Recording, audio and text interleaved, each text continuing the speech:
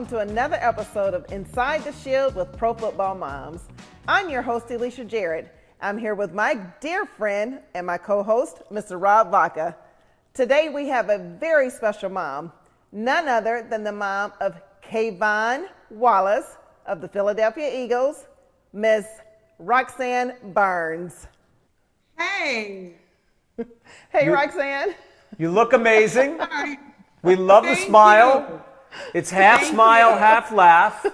And it's good to be with more Clemson people. My daughter Alexis is a freshman at Clemson, so I am newly indoctrinated. I got the orange on. I got a bunch of purple stuff. I'm not going to tell anybody. Go I might have Tigers. Clemson undergarments on. Who knows?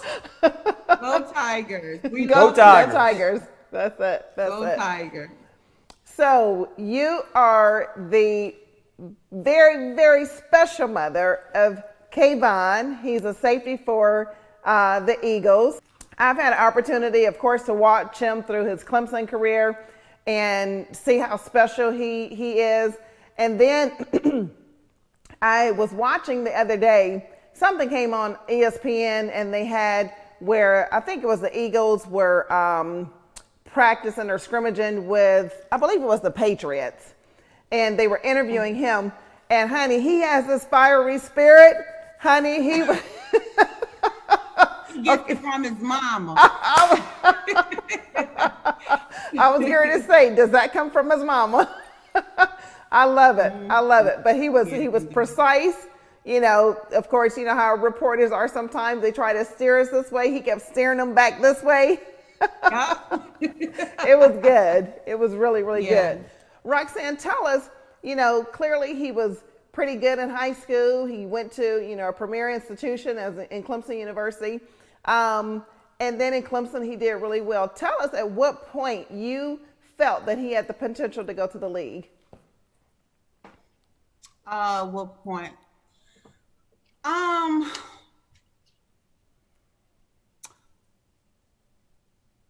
Honestly, when I saw how he performed in his freshman year at Clemson, one of the things that Kayvon, he always said was that when he got accepted, when he accepted the offer to go to Clemson, he always said that he wanted to help them to win a championship, and he was going to win the ring.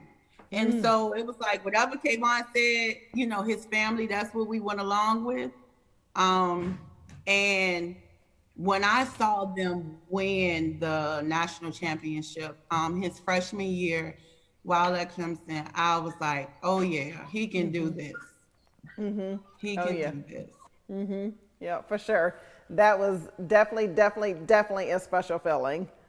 So we keep using the word special. I love that word. I met Kayvon in the spring of 2019. I met him completely serendipitously. I was in New York City.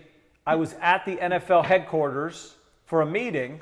So I go to this meeting at the NFL headquarters, and there are these two kids from Clemson, Darian Rencher and Kayvon, and we got put into a room together because there was some sort of reception. And I just wound up talking to those guys, and I'll tell you what, I'm old now, so I could sense special. And I knew that Darian and Kayvon were special. There was no doubt in my mind. So tell us, what makes him special? Why is he different? I knew he was different, but what makes him special? So what makes Kayvon special? I asked myself that on Sunday when we went to see him this past weekend.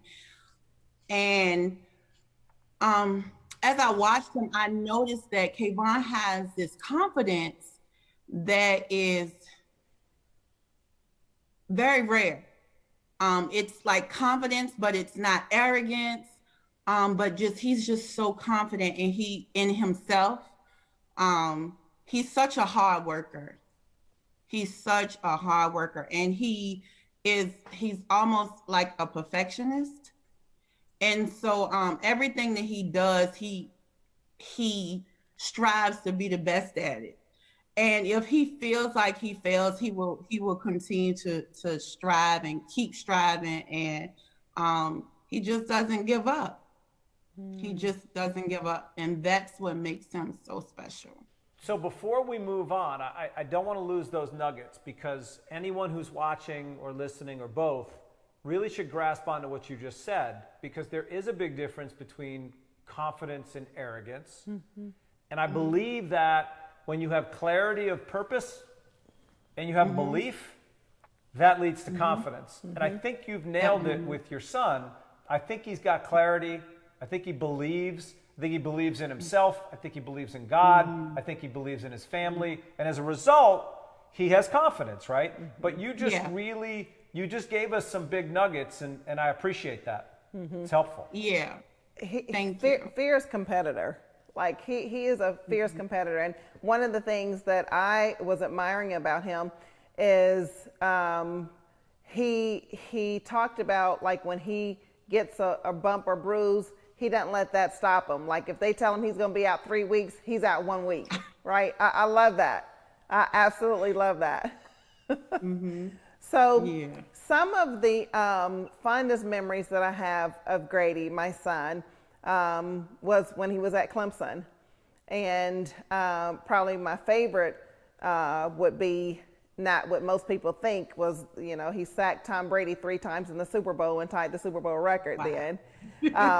But that's a great memory for me, but that's not my fondest memory. My fondest memory is that he walked across the stage. He graduated from Clemson in 3.5 years, being on the rigorous athletic schedule that he had. And so that's definitely maybe I don't know if that's my fondest moment. It's definitely my proudest moment. Tell us, with Kayvon, what's some of your fondest memories or your proudest moment? Oh, wow. There's so many. Like, I'm serious. And 2 that really stand out for me was, and I don't want to cry, but I remember it was senior night and he was graduating that year. And this particular game was the last game that they would have been playing at the stadium. So it was his last game in Death Valley. And so it was so special to him. It was so special to me. And I remember I raised Kayvon as a single parent. And so I remember being at the, when we were preparing to walk on the field, and I looked around and I saw, like, parents. And I was one of the very few that was by myself. And I immediately, my mind went to, because I didn't want Kayvon to feel like he was shortchanged in the fact that, okay, so most of his players have, like, their mom and their dad, and so it was just me. And so when I was dealing with all of those feelings and emotions, and I was crying, and everything just, hit me all at one time. And then when I saw Kayvon run down the hill, and, he rubbed the rock and he ran down the hill, and he was crying also. And so that was just something that was so special. And the words that he said to me when we embraced, it just liberated my entire being. Like, it made everything worth it. It made the fact that I was there alone even more special. And that was a time I would never forget, the words that he spoke to me. He affirmed me, his mom. And I'm usually the one that does the affirming. But he affirmed me, and he thanked me, and told me he was proud of me for mothering him the way that I did. So that was just very, very special to me. Okay, Roxanne, all of crying us over in here need tissue. We all need tissue right now. We're all crying. We all need tissue right now. Everybody who's watching is crying. And here's what's beautiful about that moment that you just shared with us. It is so authentic. Yeah. It's so raw. It's so real. And it's the reality for thousands of moms across this country. And I just appreciate you sharing that with us. That was That was big of you to step up and share that with us. That's amazing. That's like I felt like that was a Mother's Day, a birthday, a Christmas, a Easter. I felt like that was everything all in one. Wow. Yes, it's real life. True. The amazing thing about that is that's real life. And you know what? I just hope there's somebody watching today whose son doesn't play in the NFL. Because you know what? It's 0.000001 men on this planet who play in the NFL. So I just hope someone's watching and seeing your moment and saying, that's me too, and it's okay. Yes, definitely. Definitely. For sure. Okay, we gotta change the mood here. We gotta get into some. We gotta talk about some food. We gotta talk about some food. We gotta talk about food. Yes, your nose is definitely red. Oh my goodness. So my son Grady is a amazing cook, right? And like we have these little cook-offs now where I think my lamb chops are the best. He thinks his lamb chops are the best. I think my spaghetti is the best. He thinks that I'm running neck and neck with him, right? But there's every now and then that he'll pick up the phone and say, Mama, I want some of your, for Kayvon, what is that for you all? What is that he wants Mama to cook? He loves my nachos. Nachos. He loves my nachos, and that's something that was a meal. We call it the struggle meal, and that was the meal that and when I remember, I used to work a lot when my children were younger, and Kayvon, you know, I think I started that meal in middle school, and so I would come home from work and I had to do something quick. And I remember, you know, frying up my hamburger, making it taste really, really good. And then I didn't have any nacho chips, the regular nacho chips. So we had to use Doritos. And so we used the purple bag of Doritos and sour cream, jalapeno peppers, cheese, the salsa. And so Kayvon loves his mama's nachos. But I must say this, we were spoiled because my mom is the best cook smoking. So we were spoiled because my mom cooks everything. Like she can make water taste like sweet milk, like for real. Like seriously. So we would it's nothing for us to go over there on a Monday or Tuesday or Thursday, you know, and just eat some good old Southern home cooked food. So we were really spoiled by my mom, and he loves my mom's spaghetti like nobody makes it like her. So just in a matter of 5 minutes, I've been crying and now I'm hungry. So my stomach's making noises, my eyes are tearing up. I got it, all the emotions just blowing up. Look, nachos are good. My wife and kids, like their favorite meal is nachos. Like my wife takes, to your point, my wife takes nacho chips and puts hamburger meat on them and cheese and layers it in and makes taco casserole, and like that's their favorite meal. Yeah. Wow. I certainly want to try. Yes. I definitely want to try. So let's shift gears again. Now we're gonna go from tears and food to back to being serious. So we've established that Kayvon's special. Here's what's amazing. He's young. He's in his second year in the NFL.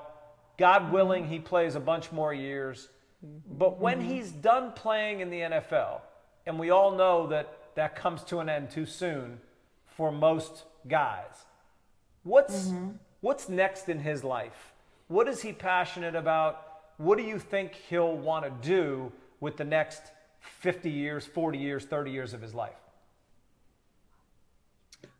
Oh goodness. Well, Kayvon wants to build a Boys and Girls Club in our city. Wow.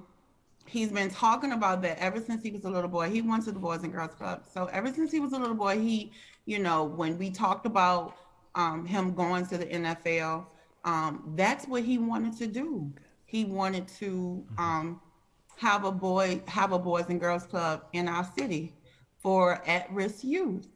And so that's something we've been, I mean, literally just like the NFL when he was growing up, we've been talking about it. It's like, okay, that's what it's going to be. Kayvon is such an influencer. And so I just when I was talking with him on Sunday, I said, son, you know, the NFL is the steps to the stage. And so the thing that you were purposed to do is what's going to be on the stage. And so you got to start thinking about the stage. And he said, Ma, I know, you know, I know what I need to do. I know what I want to do.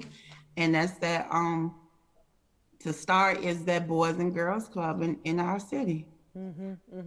That's amazing. That's truly, truly amazing.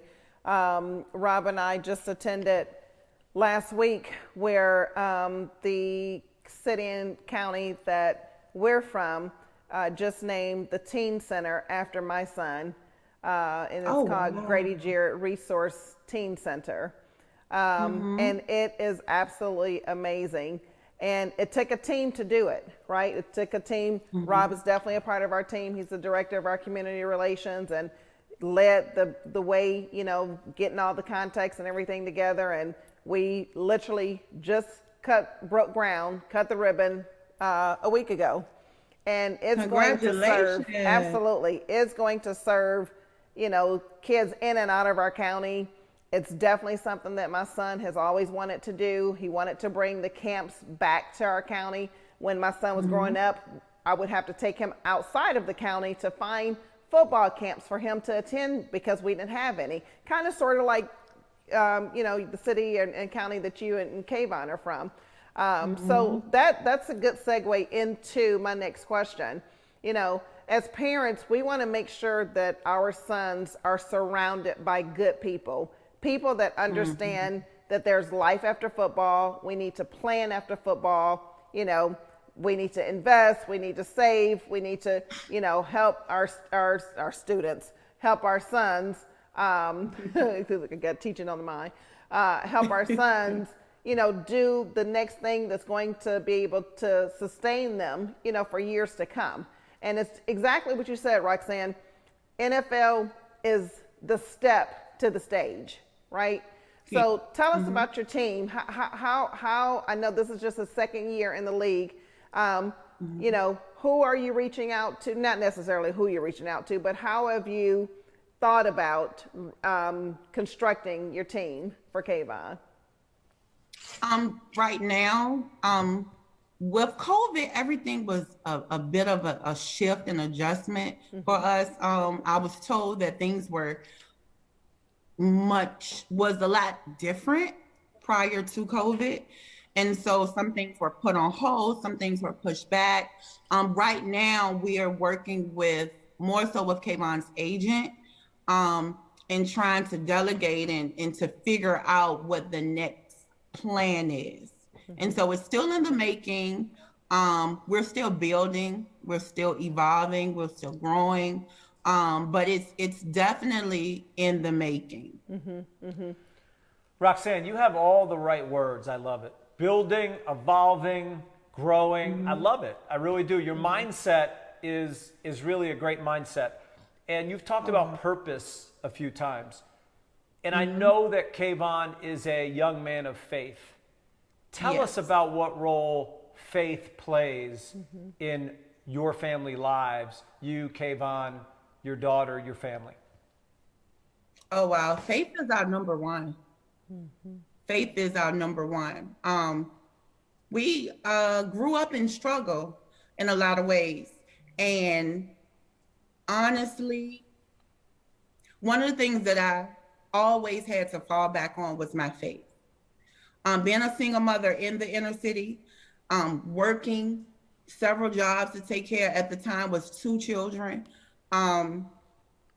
But being sure that I didn't want them to continue in the lifestyle that I was presented, and I wanted different for them.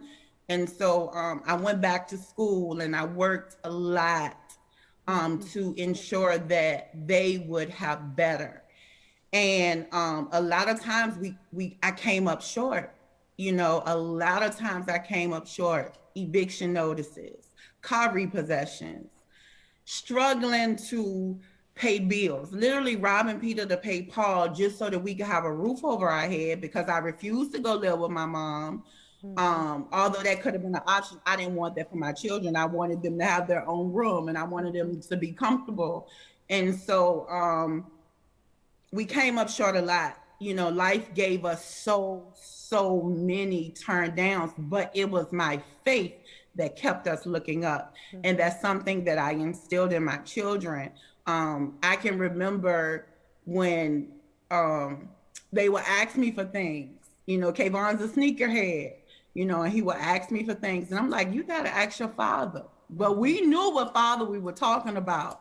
And so he'll be like, oh, you know, but he knew, like, whatever.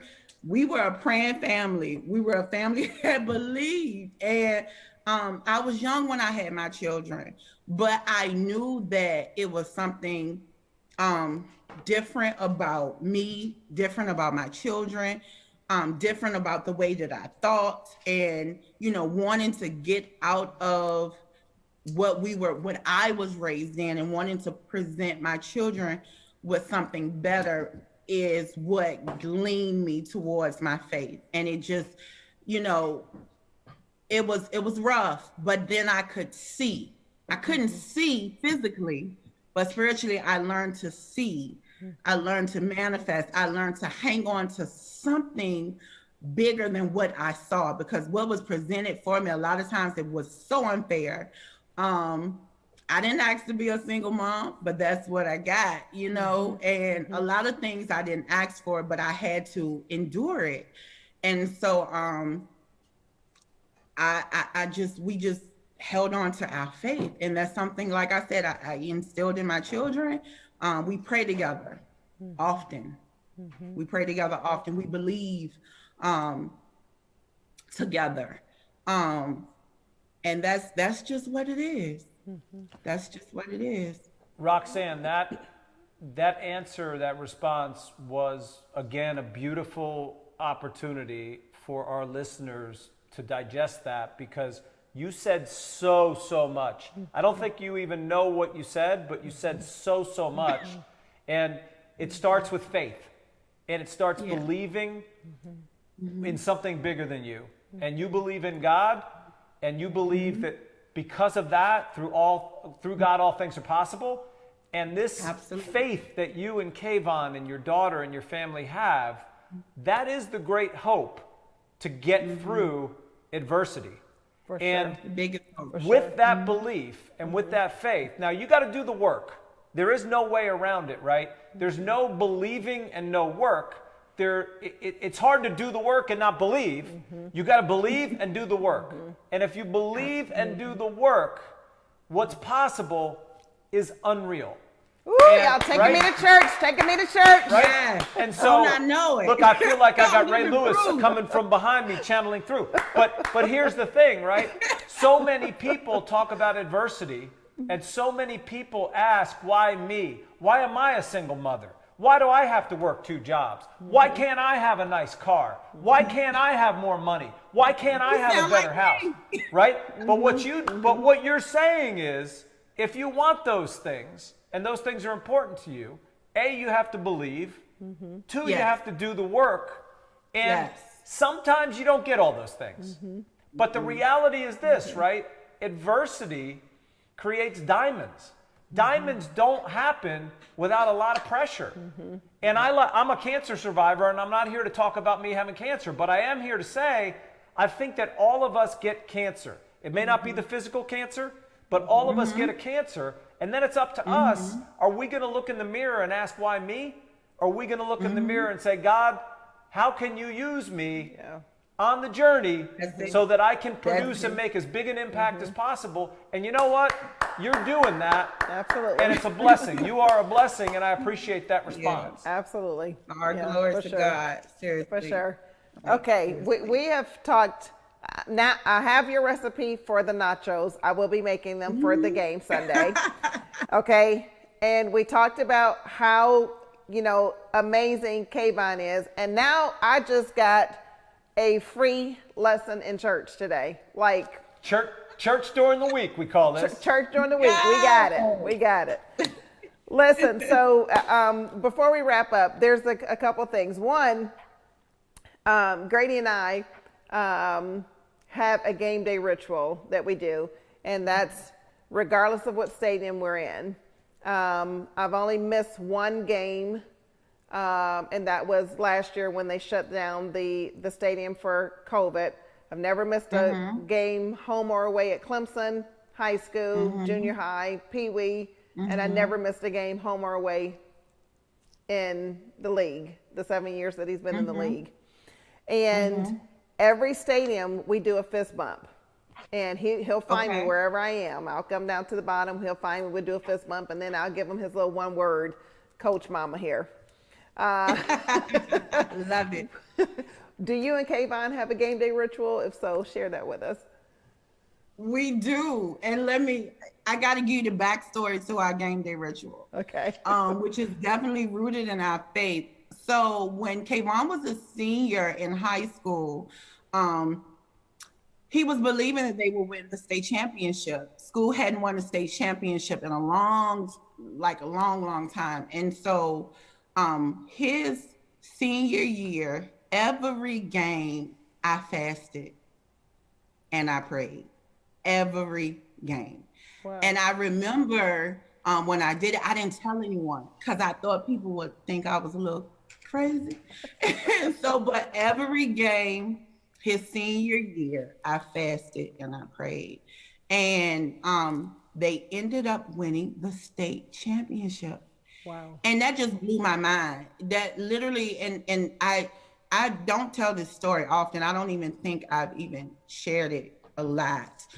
But I remember when I wanted I wanted more people to be a part of that, because each week as I was doing it, I just wanted to share, like, this is working and it's increasing my faith. And, and Kayvon knew, my family knew, my in-house, we knew what we were doing. And just to see it unfold was like, oh my God, this is unbelievable. And I knew that prayer worked because I'm like living proof that it does. But it just took my faith. It took my relationship with God to a whole entire level. Wow. To be able to see something just manifest from obedience. It was obedience. And so from that, every game we pray. He calls me, Mom, come on, let's do this. Like, that's what we do. And I don't care where I am, where he is, we pray. And so now, it used to be me and him, but now his sisters are apart. And sometimes we'll do the FaceTime, and he'll bring some of his really close friends on, wow. And so that's a very special time. Every game we pray together. Every game. That's our family ritual. That is absolutely special. That is absolutely. Every game I pray for my son and the other sons, that's getting ready to go out there and play their hearts out. But that is special that you all do that together. That's special. Every game. Now, Roxanne, I gotta ask your advice. I want your advice on this. You could be honest with me. I have a high school son who's a wide receiver, and so I'm praying for him too. But after your story of the nachos, I want to eat nachos and pray. I don't want to fast and pray. Am I still going to be considered obedient? And does he have a chance to win the state championship if I eat those nachos? Of course he does. Of course he does. Because I don't know after the nacho talk if I can start fasting. Look, it's a faith walk. It's a faith journey. Mine's just happens to be fasting, and so yours could be something totally different. But All right, I it's think, good. Let's stop right Yeah. there. Yeah. Mine's gonna be something different than fasting. yeah, that's a good thing. Roxanne, if Kayvon was asked to give us one sentence about his mother without you being in the room, what do you think he'd say? He better say a lot of stuff, but no. Oh my goodness. Honestly, I wanted to ask him this question. He didn't call me back, but I'm going to ask him this question, but I think he would probably say, my mom is one of the strongest women that I know. Mm-hmm. Yeah. And he would probably be right. Yes, for sure. For sure. Oh. Oh. Oh. When you're thinking about that, I have to go there. I have to go here. When you're saying that and you're thinking about that, what is it that's drawing out those emotions? What's happening there? What's happening there is that I'm just gonna be honest. Being a sexual abuse survivor, and living in the projects and having addicts for parents and growing up in that, seeing what life had presented to me at that moment, but still choosing to graduate from high school. Mm-hmm. I was the first person in my family to graduate from high school. Mm-hmm. And I'm talking my mom's mom and her siblings and my dad's mom and their siblings. And, it was something that I used to be totally ashamed of, but it was just that my family wasn't an education-driven family. Mm-hmm. And, it was more so you go and you work and, you take care of your family by any means necessary. And a lot of times you couldn't complete school because of that. And so I just knew that I had to be different. I knew that I wanted different, and I knew I wanted different for my children. Mm-hmm. And so through all of the adversity, through all of the pain and all of the stuff that I had to go through, and just seeing my life change and my life evolve, and it was not easy. Mm-hmm. I was presented with one stumbling block after the other. Mm-hmm. One stumbling block after the other. I remember having Kayvon and making a decision to go through with my pregnancy, and I was 4 months pregnant, and his dad was sentenced to 5 years in prison. Mm-hmm. And I'm like, how can I raise a son in these streets, in the hood? And so at the time I was living in government subsidized housing. And so I knew that. I said, I don't want my son to be a murderer. I got to get out of here. Mm-hmm. And so it took me 5 years, because before I moved there, I was homeless. Mm-hmm. But it took me 5 years, and I made my way out of there. Mm-hmm. And so even in bringing my children up, and I went back to school to get my college degree when I was 27. I went to school with my children, brought them to school with me, doing homework with them, working 2 and 3 jobs just to ensure that my son especially wouldn't have to go to the streets, and just seeing so much of that. And it was like, I want to give my kids a better life. And it was hard. I'm not going to lie. It was hard. But with my faith and with my hard work and my determination, I was able to bring my kids out of that and just to offer them a little bit better than what I had. And so my strength derives off of that. And, my children often tell me, well, you can do anything. And I think they probably believe that, and I'm like, okay, it's just kind of second nature. But my strength derives from him. And so, but through adversity and through hardships and obstacles, it just made it even bigger. And so I believe that that's what he would say. One of the things. Roxanne, you just laid down a blueprint, and everybody should be messaging you and thanking you, because the blueprint you just laid down is, with faith leads to determination, leads to hard work. And with those three ingredients, I mean, I know there's a lot of other ingredients in between, but those three main ingredients took you from really the bottom from a mental standpoint and an emotional standpoint to the top. Today, you're the mom of an NFL player who's a great kid. Yes. You have how many daughters? I didn't hear you. How many daughters do you have? I have two. I have a 28-year-old and I have an 11-year-old. So you got three beautiful kids. You sound like you're on the top of your game. Your mindset's amazing. You have an attitude of gratitude, and you came from a place that you literally could have melted away and disappeared into the woodwork. You could not be here at this point. And by the grace of God and with your determination and with hard work, you are an amazing example. And I hope an awful lot of people take this episode in, because I know you've taught me a lot in our time together today. That's so sweet. Thank you. I mean, I'm sitting here.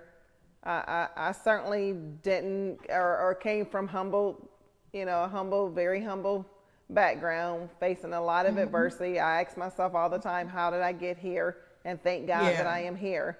But your story, Roxanne, I mean, like Rob, I hope that a lot of people hear your story, take it in, because today, there's so many young people that's facing the same things that you and I faced and don't know which way to go, and don't understand that they can make the decision to go right or to go wrong, right? It's the choice. And you chose to go right, and you chose to make sure that your children would not go through the same things that you went through. I applaud you, Mama. Thank you. For sure. Thank you. Absolutely. Absolutely. Thank you. Gosh. It's hard to top. I think we got to kind of leave it there. You've been an amazing guest. I don't think Alicia nor I had any idea what path we were going to go down. We just threw out some questions. We thought people could get to know you, and boy, did they really get to know you, and we did too. And we just thank you for spending time with us today. Yeah, this is absolutely amazing. I definitely would like for us, and we can talk later on, but I definitely want to follow up with you on some things that we've, one that we talked about today, and some things that we've talked about later on. But listen, Roxanne Barnes, thank you for joining us today. This is the spectacular mother of Kayvon Wallace. Eagles, we love you, lady. Thank you. Thank you. Thanks, Thank you Roxanne. so much. It's been a pleasure.